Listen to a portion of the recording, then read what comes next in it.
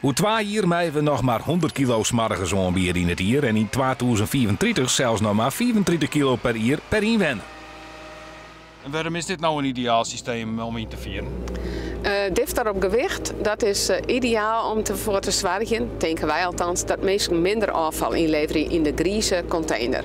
Dus in de restafval, wat afval wat verbrand worden moet. Nou kost het de leging van de kliko alle keren €6, los van het verstrjocht. Aanzien wordt dat €1 voor de kliko en 20 cent de kilo. Het werkt als volgt. De container die is uitgerust met een chip. De chip die geeft de locatie, het afvalsoort en de inhoud van de container aan. En vervolgens wordt de inhoud van de container wordt gewogen. Wordt opgeslagen in de boordcomputer. En uiteindelijk gaat het administratieve proces richting gemeente voor een factuur naar de inwoner. Zo moet er meer groene afval skieren worden en net in de grieze container komen.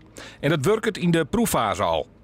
In mijn eigen wel. Ik ben over maart ben ik nou met die wegerij bezig. En ja, ik denk wel dat het wel steeds minder wordt. Dat er minder wordt in zit wat er net in zit. Wat Aansen meer dan 24 kilo restafval had, is Aansen duurder dus nou. De meesten die wij spreken binnen er net voor. Nou ja, ik vind het wel jammer. Dan moet je wel meer betalen. Ja, Pet. Waarom? Ja, het gaat goed zoals het is en dan qua gewicht, ja.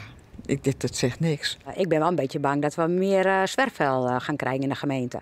Nou ja, dan ben je ook bang dat iemand anders er wat in gaat gooien. Dat wordt smoor bij de kliko gaan staan om te zien of mensen net illegaal zakkenbuis erin dumpen. Ben je daar bang voor? Het verleden al eens uitwezen dat er gebeurde.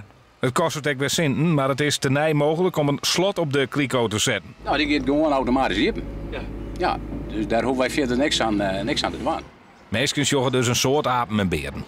Dus gaat Eerstellingwerf te Germen Jereveen oren als eerste gemeente op 's morgens op rekening.